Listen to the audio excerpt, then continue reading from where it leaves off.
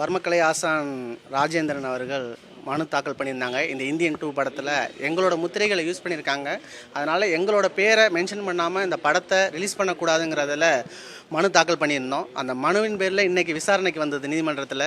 இந்த விசாரணையில் சங்கர் தரப்பில் ஏற்கனவே ஆஜராயிருந்த வழக்கறிஞர் ஆஜராயிருந்தார். அவங்களோட தரப்பில் பதில் தாக்கல் பண்ணியிருந்தாங்க. மேற்கொண்டு ப்ரொடியூசர் சுபாஸ்கரன் தரப்பில் ஒரு வழக்கறிஞர் ஆஜராயிருந்தாங்க. கமலஹாசன் தரப்புலையும் ஒரு வழக்கறிஞர் ஆஜராயிருந்தாங்க. சங்கர் தரப்பில் பதில் மனு தாக்கல் பண்ணாங்க. சுபாஸ்கரன் தரப்பில் ஒரு பதில் தாக்கல் பண்ணியிருந்தாங்க.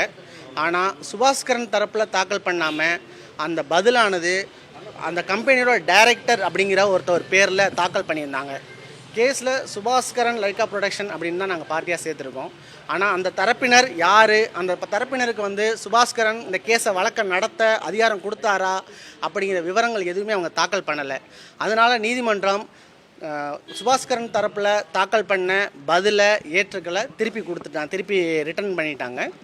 மேற்கொண்டு கமலஹாசன் தரப்பில் பதில் எதுவும் தாக்கல் பண்ணலை. ஆனால் வழக்கறிஞர் சங்கர் தரப்பில் பதில் தாக்கல் பண்ண பதிலையே அவங்களோட பதிலாகவும் எடுத்துக்கிறதா சொல்லி அவங்களோட ஆர்கியூமெண்ட்டை முன் வச்சாங்க.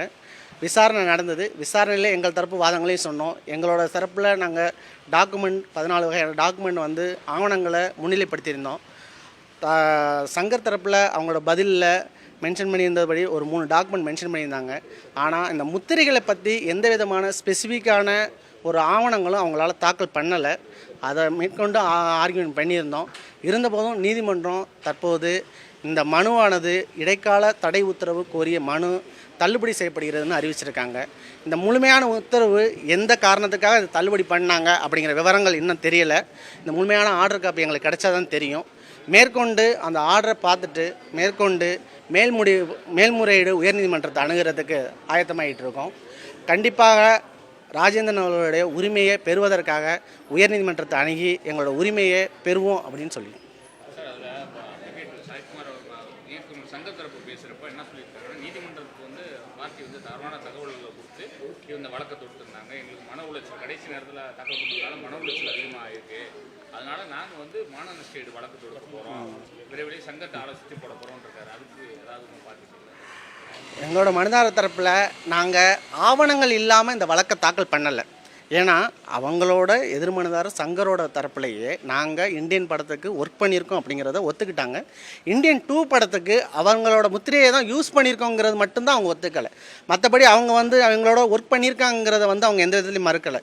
இந்த முத்திரைகள் நாங்கள் கொடுத்ததுன்னு நாங்கள் சொல்கிறோம். அந்த முத்திரைகள் இவங்களோடது இல்லை, நாங்கள் வேறு தரப்புலேருந்து யூஸ் பண்ணியிருக்கோம் அப்படின்னு சொல்லி பிரகலாதன் மாஸ்டர்னு ஒரு மாஸ்டர் பேரை மென்ஷன் பண்ணுறாங்க.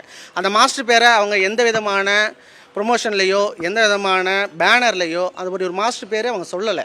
அதுதான் எங்களோட கண்டென்ட்டாக தெரிந்தோம். ஸோ நீதிமன்றம் ஒரு உத்தரவு கொடுத்துருக்கு. அந்த உத்தரவோட சாராம்சம் என்ன, எந்த காரணத்தினால இந்த மனு தள்ளுபடி பண்ணியிருக்கு அப்படிங்கிறது அந்த ஆர்டர் காப்பி முழுமையான விவரங்கள் கிடைச்சாதான் தெரியும்.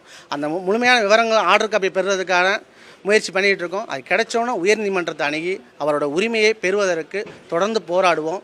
மேலும் இந்த வழக்கு இடைக்கால உத்தரவு கேட்ட அந்த வழக்கு மட்டும்தான், அந்த மனு மட்டும்தான் முடித்து வைக்கப்பட்டுள்ளது.